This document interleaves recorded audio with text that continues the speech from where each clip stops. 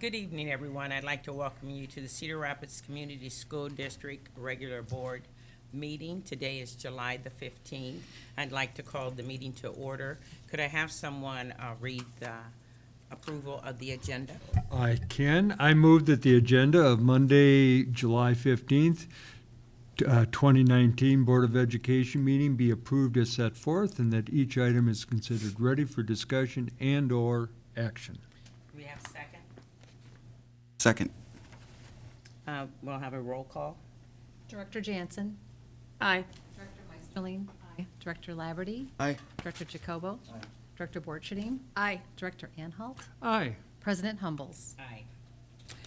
Next, we'll move to the Superintendent's Report, and this is our first meeting with Superintendent Bush, so you can take it away. Well, thank you very much, President Humbles, and it is an honor to present my first superintendent's report. So last week was a really big week for our district. The annual Zach Johnson Foundation Gala and golf event took place early in the week, which raises funds to support Kids on Course, one of our all-year and summer programs. As you know, the Zach Johnson Foundation was created by Zach Johnson and his wife, Kim, and the Kids on Course program is one of the foundation programs. Kids on Course provides a wide variety of educational enrichment opportunities for students and families at Grant, Harrison, Van Buren, Roosevelt, Wilson, Jefferson, and Kennedy were added last year, and this year Hoover will join in Kids on Course. The program connects with students in elementary grades and follows them all the way through their educational career.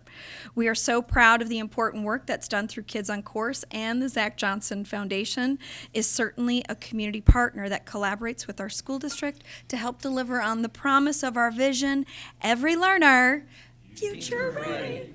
Well done. I'd also like to congratulate over 130 representatives from our district who attended a conference in Denver, Colorado last week. They took part in the High Reliability Summit. The team participated in numerous educational workshops aligned to HRS, which will help CRCSD with our next steps on our strategic plan and our instructional framework. 9 schools who earned Level 1 certification last spring were honored, and you'll recall that we did announce those names in the spring and continue to work towards those certifications as a whole district. It was really wonderful to see all the schools being recognized, but also these amazing educators who were collaborating with Dr. Marzano's in the middle of that picture, as well as the rest of his team. We were well over 10% of the conference population. Next, our CRCSD Technology Department is working in high gear this summer. This past week, they received a massive shipment of over 1,500 Chromebooks. Those Chromebooks will be ready to roll out to our high school students as the school year starts August 26th. Also, preparations are underway to train the staff with student management system called Infinite Campus. The product will be replacing Power School, and there will be more information about that shared as the school year starts. And next, the Cedar Rapids Education Association is exploring the idea of community schools. As we are well aware, that idea started at Hoover Elementary this past school year, and is the idea of supporting how the schools can support the community, but also how the community can support the schools. For example, Hoover established a food pantry as a result of their community school efforts. So CREA membership is engaging other CRCSD communities this summer, for instance, Hiawatha and Van Buren neighborhoods. They've held listening sessions and are knocking on doors asking simple questions like, what do you love about your school? And what opportunities would you like to see at your school? Essentially, this is a grassroots effort from our teachers to learn about our community's perspective. And I'm excited to partner with a teacher this week and knock on some doors and learn from our families what their greatest hopes are and what they love about our schools.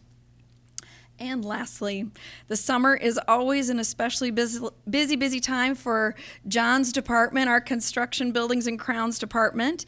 For example, Metro High School has had some floors being installed. This metallic epoxy flooring is extremely low maintenance and is spread throughout the main hallways at school. Dozens of projects like this are keeping our CRCSD buildings and grounds department very busy this year. But perhaps the highlight of the summer is the progress we're making on Kingston Stadium.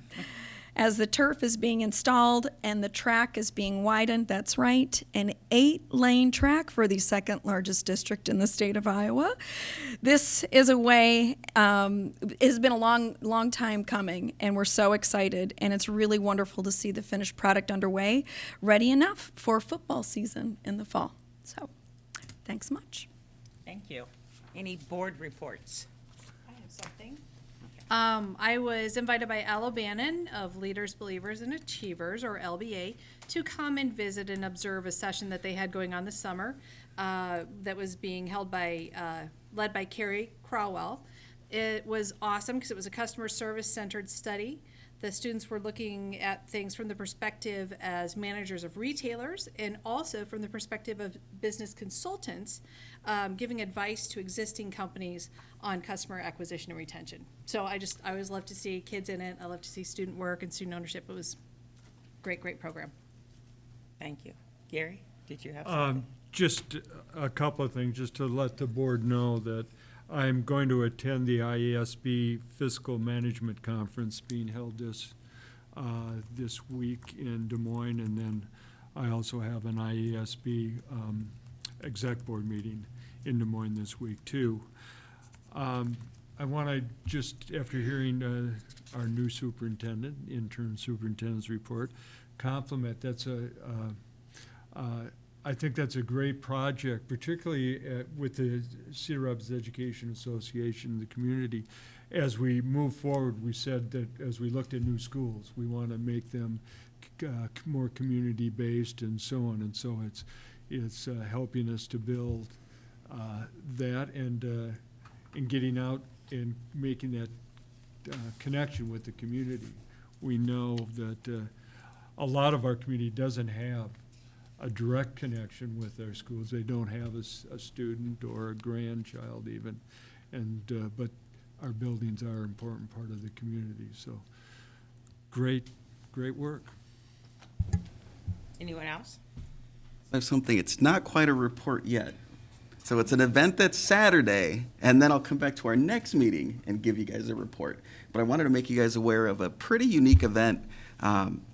So I'll just read the description. So the youth activists behind the nonprofit 501c3 organization March for Our Lives Iowa are planning an event to engage people and young people and encourage them to participate in the caucuses in a unique youth-centered way. And it is this Saturday at CSPS. There's going to be speakers that are featured from throughout the state.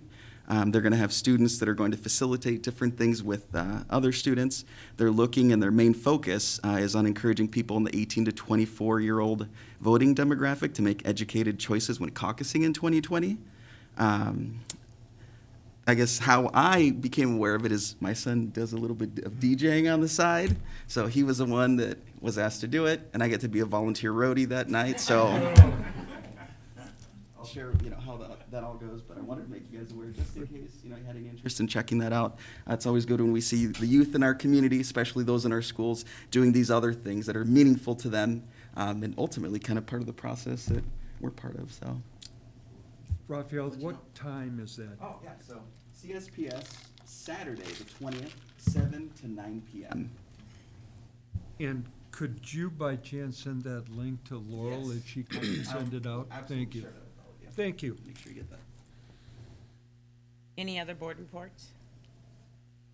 Moving on, we'll go to communications, delegation, and petitions. Do we have any requests to speak before the board? I have none. Seeing none, we'll move on to the consent agenda. Is there any items that the board would like to pull or have further discussion? John? Yeah, I just have one comment. It's on BA 20007/01.1. It's the Cedar Rapids Community School District General Fund Unspent Balance Report for May 31st, 2019. And the reason I'm pulling it is I just want to point out to the public that, You know, the school board has had a real effort over the last few years to make sure that we're investing our money as close to the classroom as possible. And as I'm reading through the budget report, 33 new employees who are paraprofessionals above and beyond what we had last year at this time. We have 62 new educational professionals, which are our teachers, so 62 new teachers that are supporting our classrooms. We have 29 new technical employees supporting our new technology program for students in the classroom, and 16 new transportation driver employees. 0 new administrators or officials within the district. And I know sometimes we get criticized for being administratively heavy, but I think that this shows, it's clear data showing that the money that we're spending is at the classroom level with the students. So that's the only comment I had. Thank you. And then I would also need to pull for a separate vote, BA 20-033, because I'm a board member for ASAP. So could we have a motion to accept the consent agenda? So moved. Second. Is there any discussion? We'll have a roll call due to the personnel report. Director Meisterling. Director Laverty. Aye. Director Jacobo. Aye. Director Borcherding. Aye. Director Anhalt. Aye. Director Jansen. Aye. President Humbles. Aye. For BA 20033, then that would just be a simple voice vote, and that's on the agreements then. Okay, so we take a vote. Voice vote, please, yes. All in favor? That's correct. All in favor? Aye. I abstain. Thank you. Next, we'll move to learning and leadership. This is an information item. It's school improvement plans update and school improvement advisory. Superintendent Bush and Rod Dooley.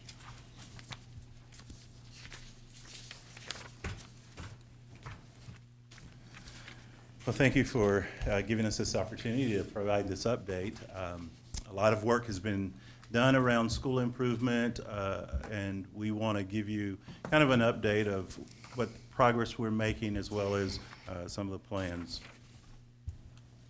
But it's always grounded in our vision of every learner. Future ready. Future ready. We want to make sure that we keep that focus because that's the vision, that's where we're going, that's what we're trying to accomplish. And also our mission that we want to ensure that all of our learners have this rigorous personalized learning experience where they have the opportunity to develop a plan and a pathway that's aligned to their passions.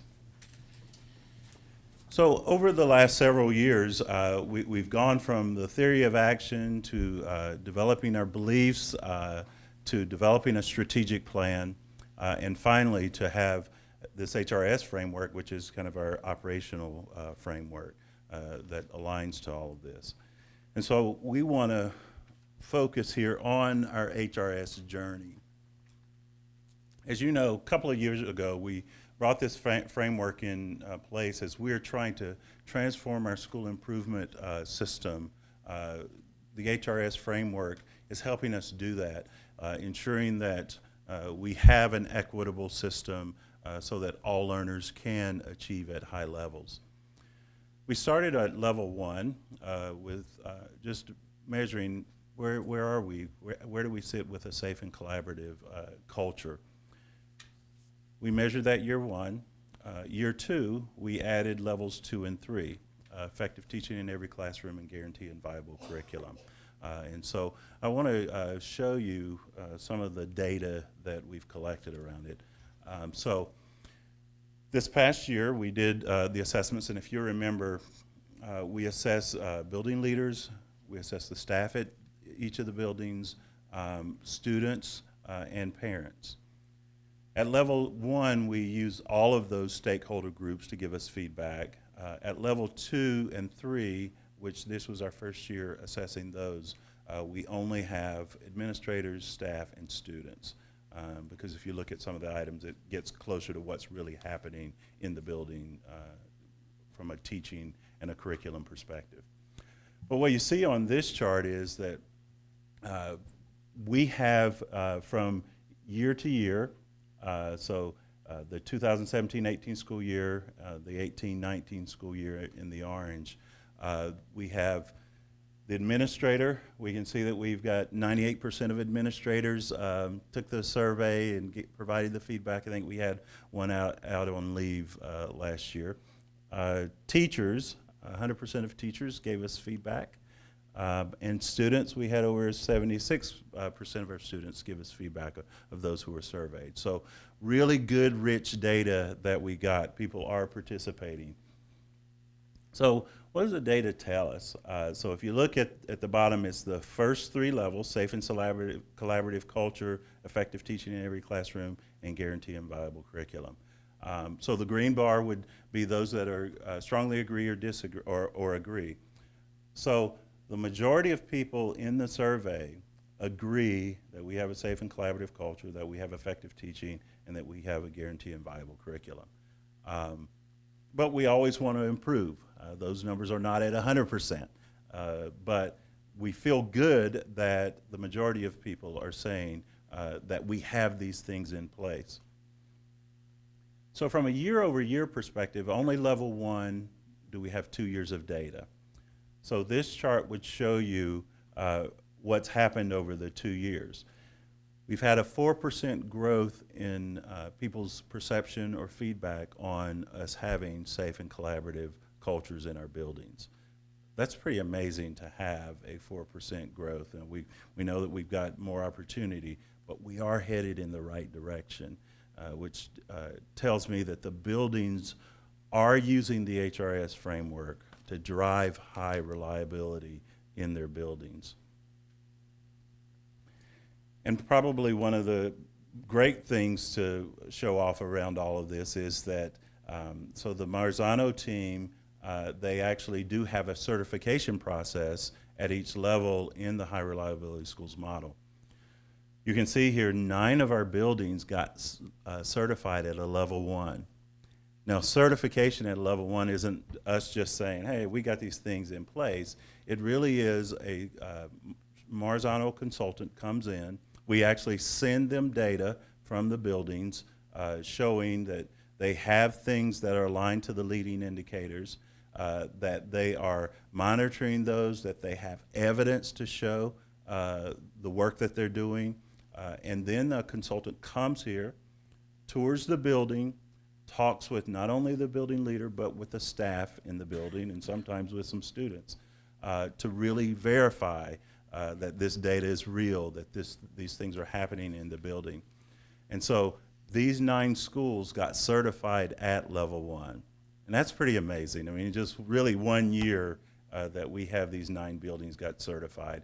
And they stood up on their own wanting to be certified. This was not a district-driven process that you've got to go get certified. They raised their hand and said, I think we're ready for this. And so this is just a great achievement for those buildings. Tells us the progress we're making with our HRS. So if we think about, we do all of this for school improvement. And so our HRS framework, along with ESSA, because remember we have that we've got to make sure that we're aligned to the state requirements around ESSA. And so we get data from ESSA, we get data from HRS. How do we marry that? How do we put all that together so that the buildings are focused on the most important things to drive improvement? And so let me show you an example of a school improvement plan. You can see this is, and these are still in draft form because schools are still working on finalizing these. But this is Johnson STEAM Academy. They are working on their school improvement plan.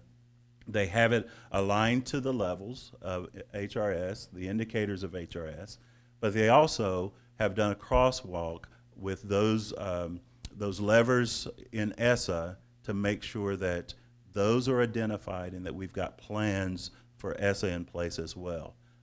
And so you can see here that they have really done a good job of aligning HRS and their ESSA work to have a cohesive school improvement plan. And So we're just beginning this journey.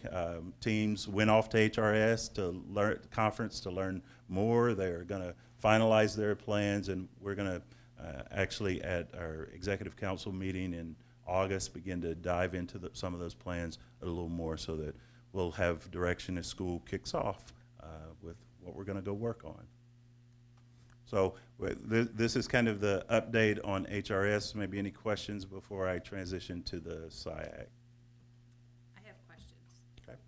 I was wondering if there was an opportunity for staff or students to fill in or identify factors that caused the increase in the safe and collaborative culture by that 4%, and if so, what were they? We didn't have fill-in factors. The survey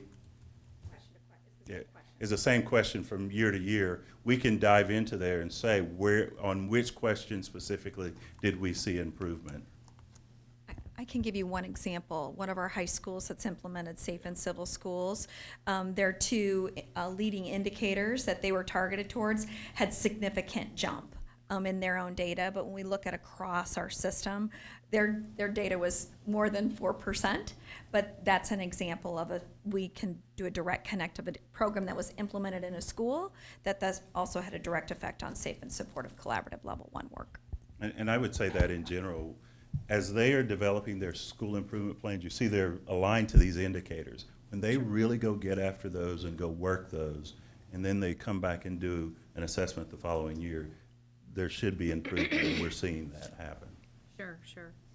So they're assessed yearly, so every year there's an assessment. My other question is actually around some school improvement plans. Just for example, when we're looking at a goal with an increased percentage, is that taking into consideration enrollment in and enrollment out numbers? Because there's some of our schools have some flexibility in their populations. Yeah, they do. They'll look at the same student population. If they're focused on student achievement and those kind of things, they'll look at students that they had the year before and compare them to the same students the following year. Great, thank you. I got an easy one. Rod, have we shared that improvement with parents? We haven't yet, but because we've just gotten the data. But as we get into the new year, then building leaders, they'll be preparing communications. Sharing that? Okay.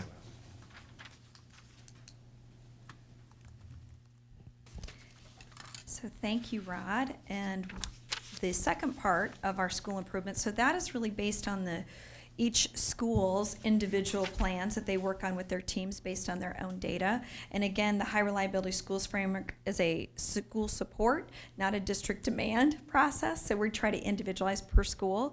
But what we do with our School Improvement Advisory Committee, which is a board-supported committee, this is a group that is comprised of community members, parents, students. Some high school students are on this team, and as well as administrators and teachers. And so that group met 3 times this year, and we dug in. You remember last year, the result of their work was the profile of a graduate. And this year, they dug in a little deeper on the profile of a graduate, but also looked at some district data, specifically focused on our vision of every learner future ready, and came back with some recommendations. So I'm not going to go over this particular list, but the School Improvement Advisory Committee was making a lot of community connections to the profile and wondered about next steps of a deeper dive. And largely, their recommendations are about implementation and getting parents involved and aware of the profile, and how we might have even conversations at home about collaboration and citizenship, or what was the evidence of your learning today around those components of our 5 competencies. So that will be some of our work to come this year as we dive deeper into the profile of a graduate work. And then secondly, want to take a little deeper dive into our Future Ready Learning Pathway data. We looked at this a year ago. Well, it was June, I think, a year ago. And our organization, Equal Opportunity Schools, has given us some data collection tools and strategies of how to ensure our incorporation of targeting specific students and making sure that they are on a future ready pathway. The Academy's in the house tonight and does a lot of work with our AP and high rigorous organizations, high rigorous courses, and encouraging students, especially those of underserved populations, to be served, especially in our AP courses, and that is the EOS, or Equal Opportunity Schools avenue, is really about AP. However, we were able to use their tool and look at all of our future ready learning pathways. So you'll see on the screen in front of you what we define as future ready pathways. First and foremost, AP, but also career tech ed, dual credit, Project Lead the Way, business, career academy, job shadows, and internships. So even the student built house fits under our career tech program. And so we collect that data as well. So when we started the data collection in the fall of 2017, it showed us that 64, a little better than 64% of our 9th through 12th graders had taken at least one Future Ready Pathway course. Then in the spring, we collected the data of that year, and we projected some course enrollment and what we had hoped for students to take. And then we had the actual student enrollment of what kids took in 2018-19. So we had in 2018-19 a jump to 76.8% of all 9th through 12th graders taking at least one Future Ready pathway. Hats off to several of our high schools. Washington, for example, said freshmen do not need study hall, freshmen need learning experiences. And we supported them hiring a business teacher, intro to business, and expanding their family consumer science program. That's one example of giving kids opportunities that maybe they wouldn't have had otherwise, but we put a structure in place to make sure that that happened. So, and this is broken down by each school. The next slide shows you of all of the students who are enrolled. We still have work to do with our underserved populations. And the first column shows you full pay students. The second column shows you our children who qualify for free and reduced lunch in the high school. So there's discrepancy here. We would actually like to see everything blue in both of these columns, and that means 100% of our students are experiencing a Future Ready pathway. Core curriculum is essential, and all of our kids are required and take part of the core curriculum, but also making sure that they understand future ready work and what will prepare them for post-high school readiness. So we hope to get those all blue, but if you just break down the blue, and we put all of the kids together who are on a Future Ready pathway, that invites you to this particular screen. So if you look at the very top circle at the top of the page, that's the 17-18 course enrollment by lunch status. So this is 100% of students who are on a Future Ready path, and 78% of that population are full pay students, and 22% were free and reduced students. What would be equitable, or what we'd want this to represent, is our student population, which we have 48% free and reduced lunch status at our high schools across our system. So if we look at the second circle at the top of the page, that was our projected course enrollment. After kids went through the spring course request process, we had a little bump to 26%. But this is what actually happened in 18-19, which was a significant increase for our free and reduced population students, 38.7%, which is much closer to representing our student population than the 22% a year ago. Again, those were targeted efforts by our high schools. Metro's doing an amazing job of getting after some dual credit and also providing some rigorous opportunities for kids all year round, actually. Through several of our community partnerships. This is really exciting, okay? This is delivering on our vision, and we couldn't have done it really without having the data right in front of us, putting it in front of the adults. Our data analysts have been amazing with this, but having a tool, and you'd think does it really make that much of a difference? It does, because each student has a profile and they indicate who are their trusted adults, and those trusted adults have the conversation with the student. And many times it's not their counselor. Many times it's a teacher who they say, that's my person, and that's the person having these conversations. Have you thought about taking business? Have you thought about taking AP World? And those are the conversations that are making the difference. So SIAC dug into that data, and here are some of their recommendations from the profile work as well as our future ready learning data. They recommend that we clearly frame how students craft and create that 4-year plan with flexibility, and that also we inform our community about what we're doing. K-Navigator's been a really good tool, but I think we've just skimmed the surface with that tool. I think some of our community partners would benefit from using that tool as well, because it identifies kids' strengths and passions. Identify the top 10 forecasted jobs in Lynn County and inform our staff and students and families and identify the pathways to get those jobs. That's already in the Future Ready Iowa Summit report, and we need to use that with our families. And then also to clearly outline career pathways in the program of studies for high school students. And that check is done. And so if you were to look at our program of studies, it's now aligned to career pathways and not just English, math, and science, and here's the business department. It's here's your pathway, and these are the courses that you would need to take. Recognizing that children need flexibility. Just because you choose a pathway doesn't mean that's the one that you're on, and we'd rather have them explore with us, with the people who know them while they're still young, and save themselves a lot of time, effort, money later.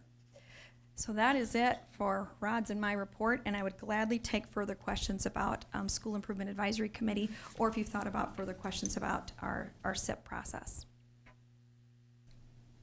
So I have a question for you, really Yes. quick, Noreen. So if you could go back to recommendation number 1. So I think that is extremely key. So I feel fortunate in that a lot of the work that we've all kind of worked on, I guess, is coming to fruition, and having a sophomore that had the opportunity to take the ACT with every other sophomore in our district was a big deal, because he had friends that are like, what's this? Why am I taking it? And I was excited to hear him telling me, hey, why do we have to take this, right? Right. And it's like, it's a big deal because it can help you at this point kind of figure out what you want to do and maybe where you want to go.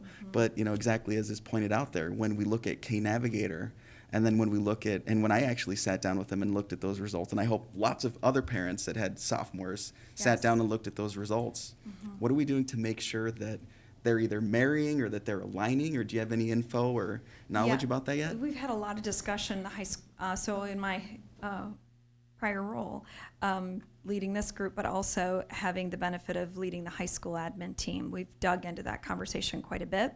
The high school administrative team has set some goals for this year around this specific topic.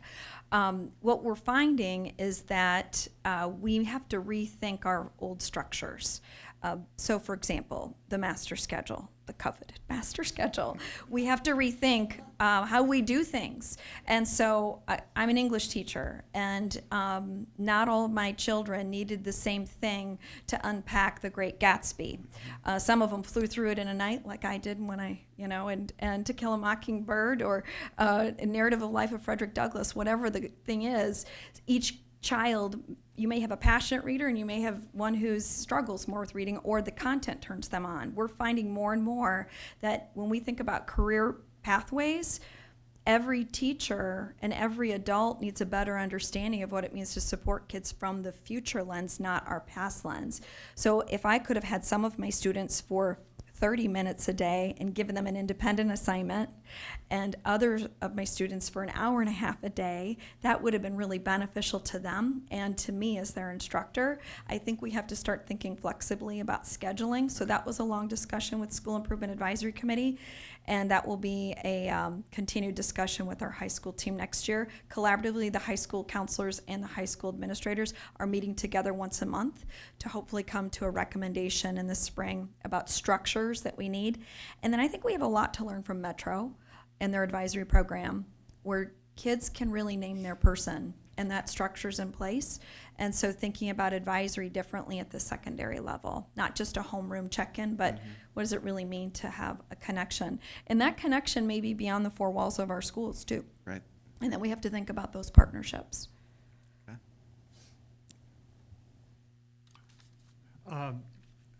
A couple of questions. First of all, first of all, thank you for the report. And one of the things I really like is showing success in our district, but, there's a but it's not on a standardized test score. Okay, we're showing real life that we are providing an education for our students so that they can find success. And so we're measuring success not by just a paper and pencil test, but what are they actually being able to do.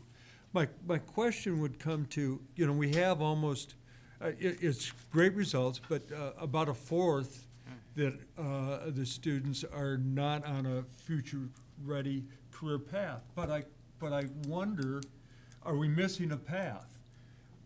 Have we had some dialogue or discussion with some of those students? What are they doing if it's not one of those things? And is there another path to success that we may be overlooking?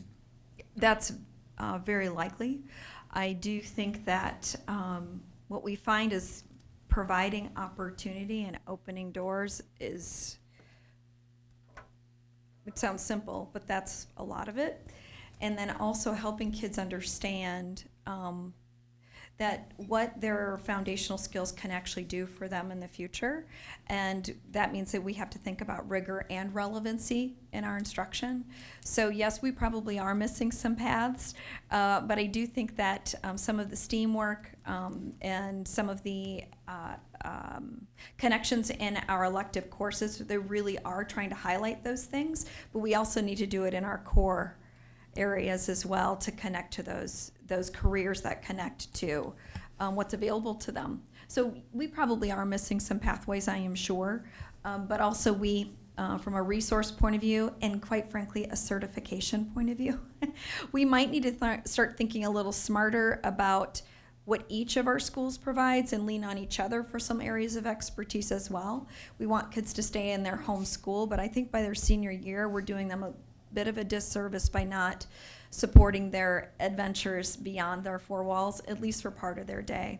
Our kids with their internships come back and tell us time and time again, I learned more about myself through that experience and that work-related experience and was actually able to apply my writing skills by being in that experience. So, I like the idea that we're moving decision-making closer to the impact. When we talk about high schools being able to add a class because they see the need of their population, the closer I think those decision-making to the point of impact are very helpful.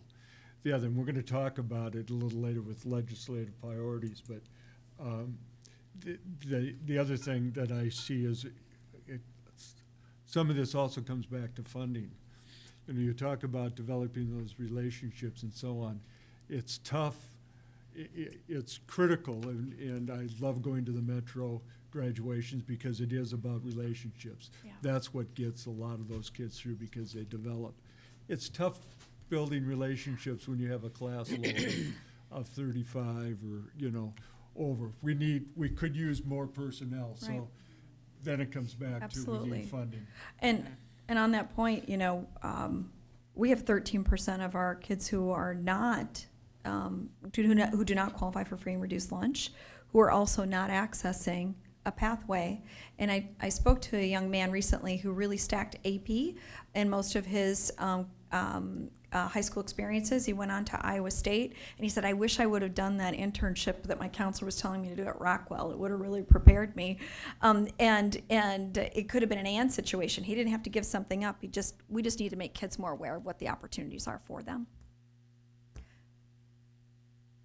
Well, I have a comment, not a question, and I just think it's tremendous that we're really growing the career pathways inside our buildings and in our learning environments, in addition to having partnerships with something like Iowa Big, which isn't a great fit for every student.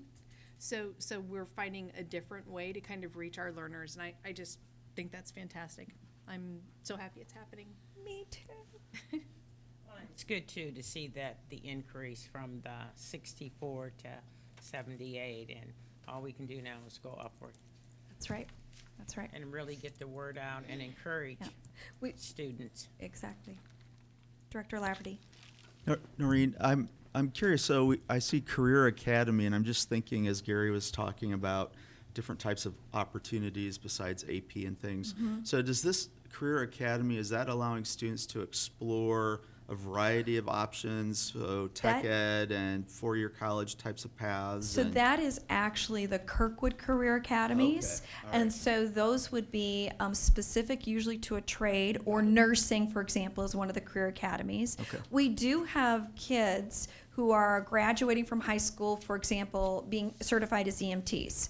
But they intend to go on and get their RN, so they're going on to four-year schools. So yes, that's what that particular So academy one means. of the gaps that may be helpful, just thinking through this and some of the work that I do, thinking about some of our community-based partners that we just approved tonight, some of our programs with our counseling staff within our buildings, is if we could have a pathway for students who really aren't sure about these options, that Yeah. can get on college campuses, that can get in with the trades, that can go to some programs and have an intentional sort of alternative path to just exploring Yes. options. And then maybe at some point during that time, they'll say, the business track or the career academy, that might be the right thing for me. So I'm not sure if we have that intentionality, but that might be something early on that would be helpful for students. Yeah, beyond that survey and Cooter Navigator, or having conversations with, the adults in their life, we need more intentionality around that. Yeah. That's a really good point. Okay. This is great, though. Congratulations. Thank you so much. Thank you.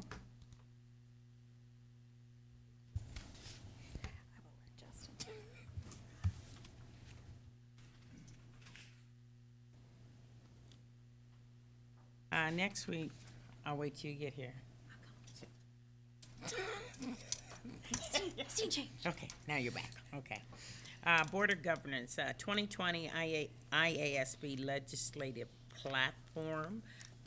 Gary and Laurel, we have, I believe you had asked us to Right. submit I to did, you our President. selections. Can you give us I will give you a summary of the responses we got back, and I appreciate the cooperation of the board and board members for helping us to expedite this. We had consensus on three items for sure, and that would have been, and I think for board members, you have the resolutions at your table, or at our table. One was number 7, which is looking at mental health, a resolution about supporting efforts to improve mental health systems and our support for mental health within the schools. Another one was number 3, which is Preschool. Preschool. Preschool. Thank you. Yes, and we know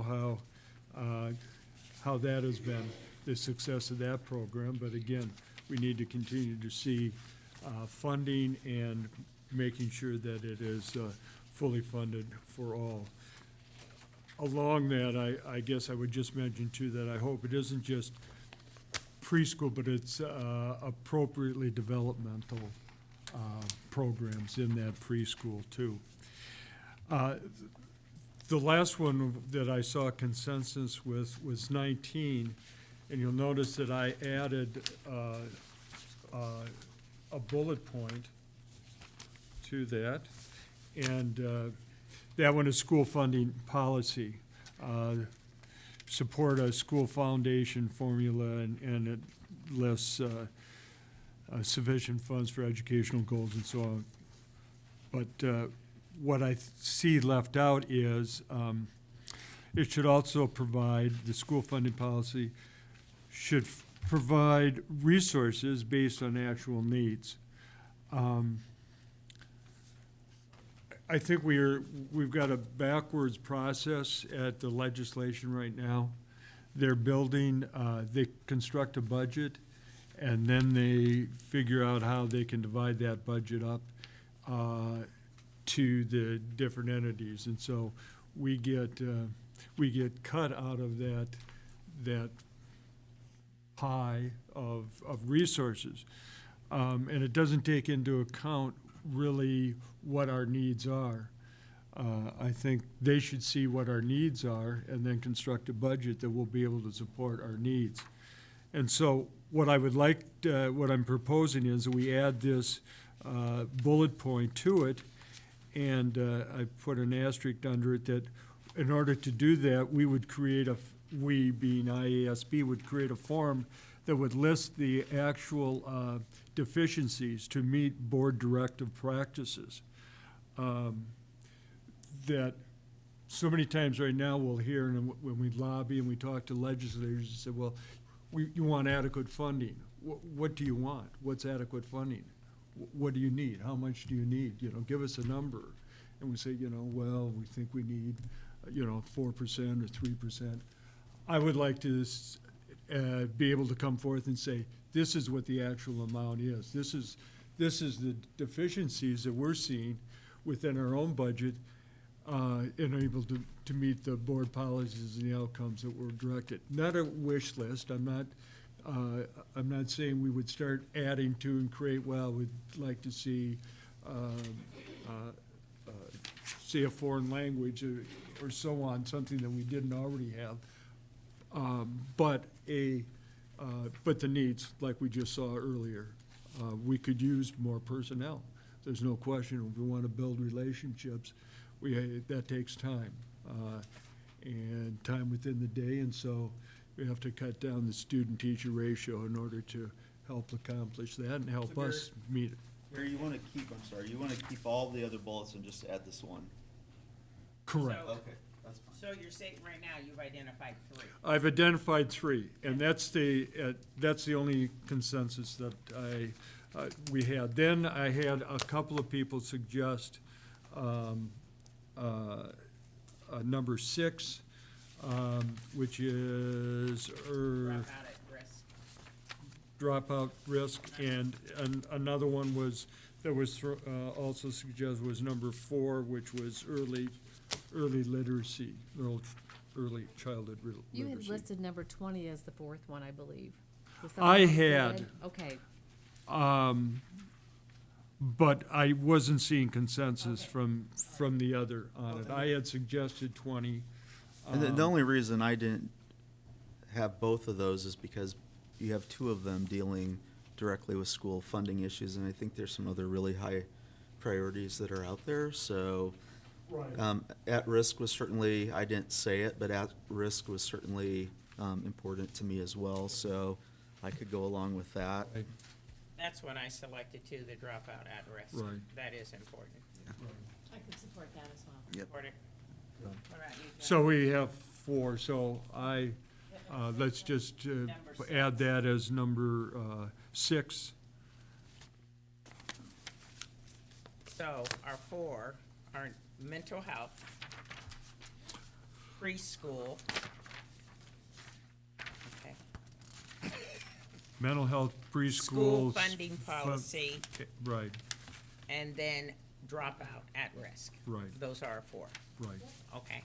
And just remember that, again, these come from all of the boards across the state, and so they're filtered through. It doesn't mean an automatic that that's what it's gonna be, but to help give direction.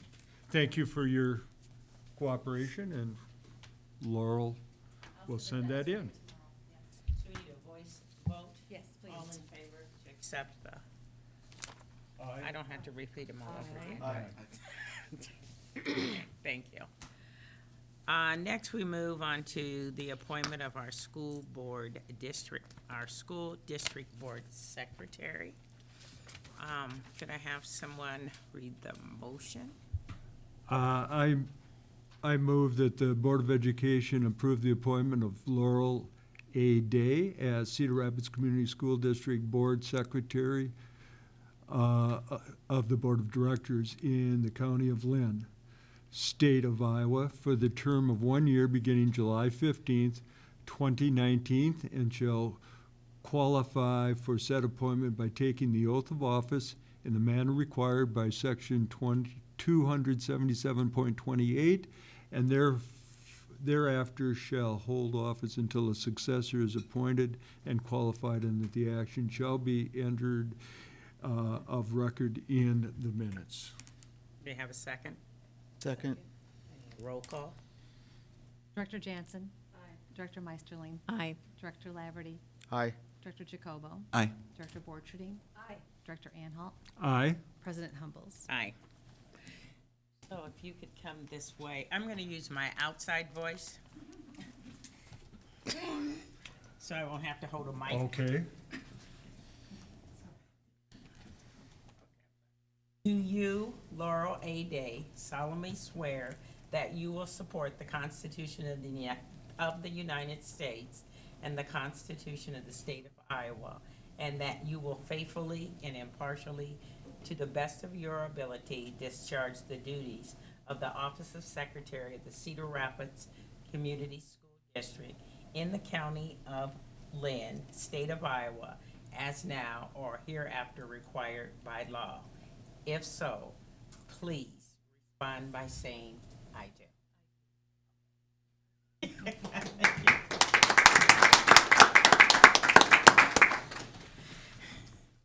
Still thinking. Next, we will move to the appointment of the School Board of Treasurer. I have a motion, Okay. and I enlarged the print, so I'll be able to read it a little better this time. It is recommended that the Board of Education approve the appointment of David Nicholson as Cedar Rapids Community School District Treasurer of the Board of Directors in the County of Lynn, State of Iowa, for a term of 1 year beginning July 15th, 2019, and shall, for said appointment, by taking the oath of office in a manner required by Section 277.28, and thereafter shall hold office until a successor is appointed and qualified, and that this action shall be entered of record in the minutes. Do we have a second? Second. Roll call? Director Meisterling. Aye. Director Laverty. Aye. Director Jacobo. Aye. Director Borcherding. Aye. Director Anhalt. Aye? Director Jansen. Aye. President Humbles. Aye. You want to come up this way?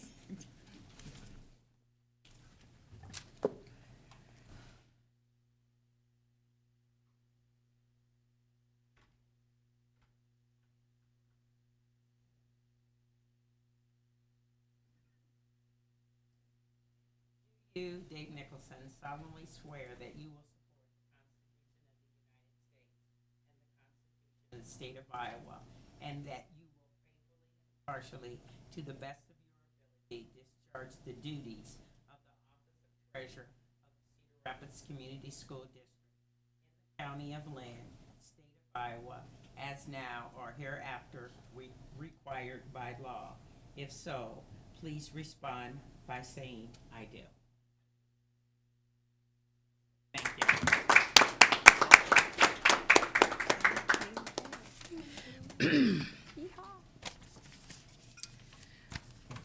Next, we will be going into a closed session for the evaluation of professional competency in accordance with the Code of Iowa, Section 21.5.1I. You want to read that for me? I think you just did. I've recommended the Is Board that of it? Oh, okay, I'm sorry, I Board of read it. Education Okay. meet in closed session on Monday, July 15th, 2019, for the purpose of evaluation of professional competency as provided by the Iowa Code 21.5. I don't know if that's 1 or L. It's a 1 and then there's an I. I. Okay. Think you need to enlarge it a little bit more? I- Could we get a second? Second. Roll call, please. Director Laverty. Aye. Director Jacobo. Aye. Director Borcherding. Aye. Director Anhalt. Aye. Director Jansen. Aye. Director Meisterling. Aye. And President Humbles. Aye. Next, we'll move into a moment of silence. Linda Noggle. Good evening. I'm here on behalf of John Pine and Matt Dunbar, who couldn't be here this evening, so I'm doing this in for them. It is with a heavy heart that we pause tonight to remember Rick Venstra, our lead building engineer at Washington High School, who passed away on Sunday, July 7th. Rick was a Cedar Rapids native and a proud Jefferson Jayhawk.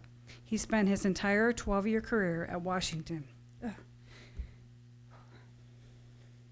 where he took tremendous pride in his work, adamant that he and the team got the job done well and correctly. He did whatever it took to keep the building in immaculate condition, and he ensured that many special events hosted at Washington were well prepared and taken care of. Finding a more dedicated worker than Rick would be nearly impossible. In addition to his outstanding work at Washington, Rick's warm personality and bright smile made everyone feel welcome. He would lend a kind hand to anyone in need, and his happy smile brightened every room he was in. The day got better for any staff, student, parent, or community member that came in contact with Rick. In addition to his love of Washington High School, staff and students, Rick had a great appreciation for the outdoors, where he enjoyed hunting and fishing and would frequently come into work excited to share his weekend adventures with all of us. His presence is and will be greatly missed. Rick is survived by his 2 daughters, Jessie and Katie, his mother, Iris, and his siblings, Patricia and Kenneth. He was preceded in death by his father, Robert. I'd like to request that the board recognize Rick as a proud Washington High School warrior and keep his family in their thoughts and prayers. Sorry.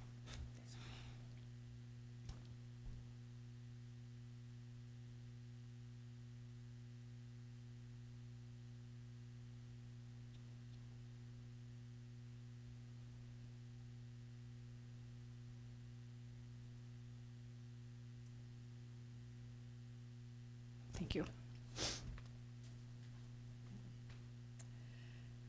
Next, for those for the school, if you grab your school calendars and a meeting evaluation, and the meeting is adjourned.